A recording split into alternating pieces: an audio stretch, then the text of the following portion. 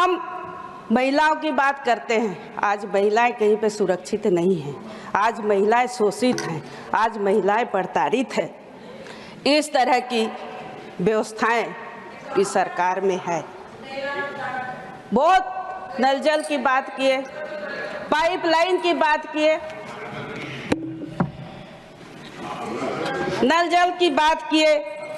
मैं मानती हूँ गांव में पाइपलाइन बिछा दिया गया है, नल लगा दिया गया है, लेकिन टोटी नहीं है।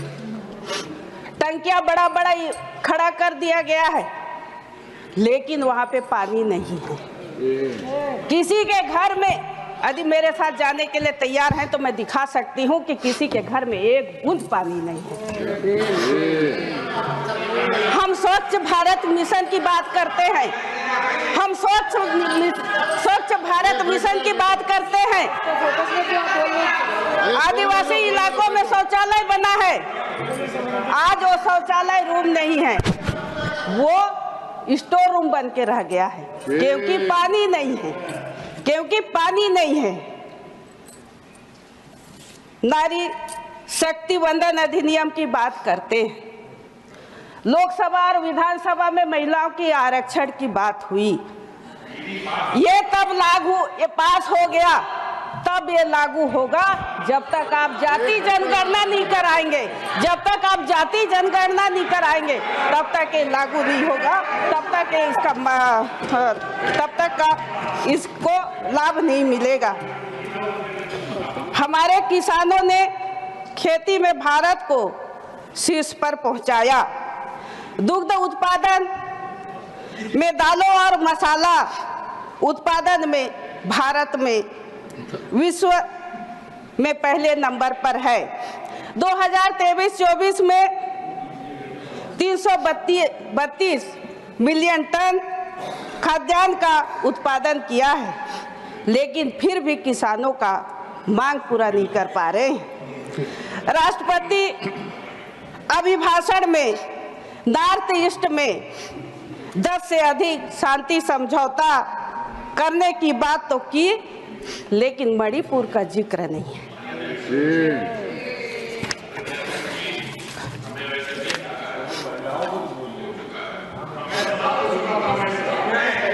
गैस सिलेंडर, उज्ज्वला योजना की बहुत बातें हुई। 10 करोड़ महिलाओं को हमने उज्ज्वला योजना के साथ गैस कनेक्शन दिया, लेकिन महंगाई पे बात नहीं हुई। आज महिलाएं रिसफल नहीं करा पा रही हैं, महंगाई की मार इतनी है जिसकी चलते महिलाएं रिसफल नहीं करा पा रही हैं, रिफिल नहीं करा पा रही हैं।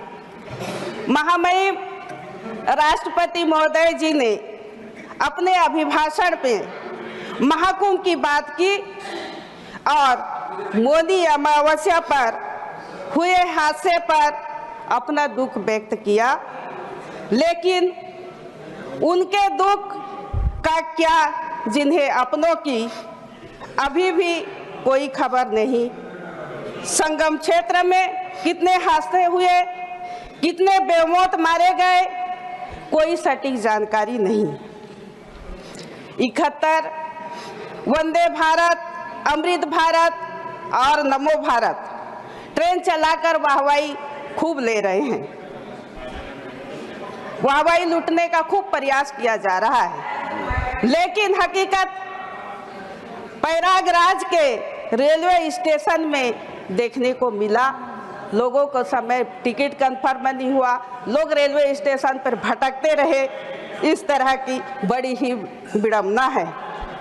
दुनिया की तीसरी अर्थव्यवस्था बनाए जा रहे हैं हमारे देश, फोर्ब्स की सूची में 10 स्थान में भी नहीं है।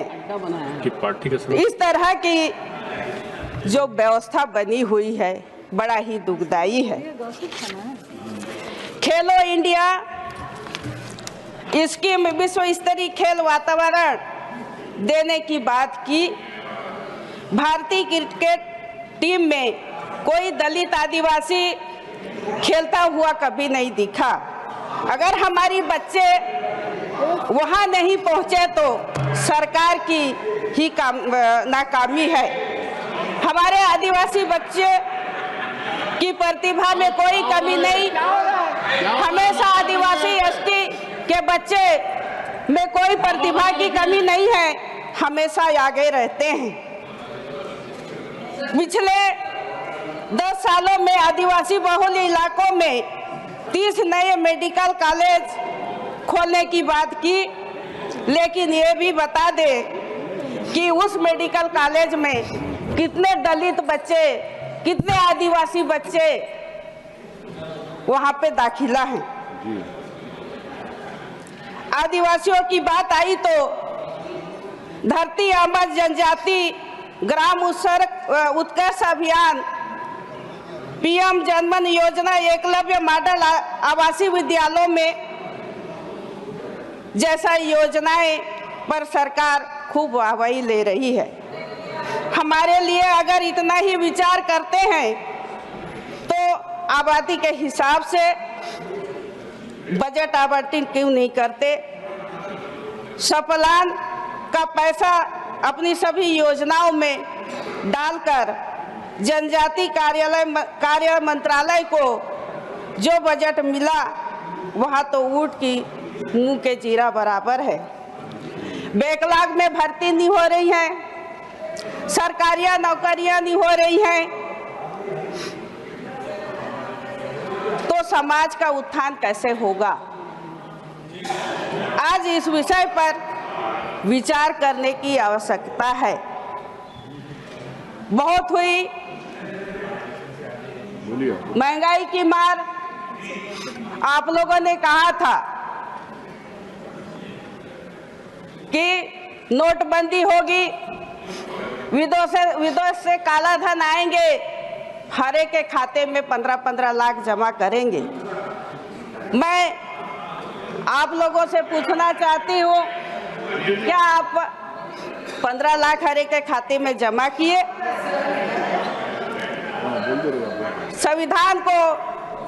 संविधान के आधार पर हमें आरक्षण मिला, हमें अधिकार मिला, उस अधिकार, उस आरक्षण को भी छीनने का आप लोगों ने काम किया है।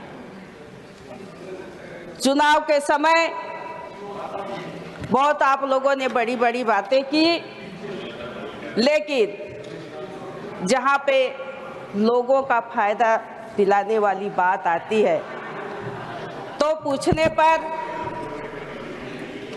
तो आपके माध्यम से कहा जाता है कि ये तो चुनाव था, चुनावी जुमला था। इस तरह बातें करके हमारी देश की जनता को ठगने और लूटने का काम करते हैं। मैं एक ग्रामीण इलाका की आदिवासी महिला हूँ। निश्चित तौर पर गांव में आज भी देखने को मिलता है कि घड़ा में सर में उठाकर पानी भरते हैं। कहीं पे तो हैंडपंप भी नहीं हुआ करता है तो झरिए का भी पानी पीते हैं। खाली भाषणों में और कागज़ों में लिख देने से, जानकारी देने से काम नहीं होता। फील्ड में कुछ भी नहीं है, फील्ड में कुछ भी नहीं है। तो अध्यक्ष महोदय, उपसभापति महोदय, आज की स्थिति में मैं महंगाई और जो ST/SC का इस सरकार ने विश्वास खोया है। शिक्षा की व्यवस्था आज भी ठीक नहीं है, क्योंकि आपने रोजगार देने की वायदा की, नौकरी देने की वायदा की कि स्कूलों में शिक्षक की व्यवस्था नहीं है। कई स्कूल ऐसे कादार्थ में हैं जो SC/ST इलाके हैं, शिक्षक नहीं होने के नाते स्कूल और कॉलेज भी बंद होने की स्थिति में हैं। आज महिलाएं जिस तरह से आप लोगों ने वायदा किया था कि हम महिलाओं के आंखों में आंसू नहीं देख सकते, कि हर एक के घर में हम गैस देंगे और महिलाओं का आंसू बंद हो जाएगा। महंगाई के कारण आज भी महिलाएं रो रहे हैं, आज भी महिलाएं दुखित हैं, आज भी महिलाएं पीड़ित हैं।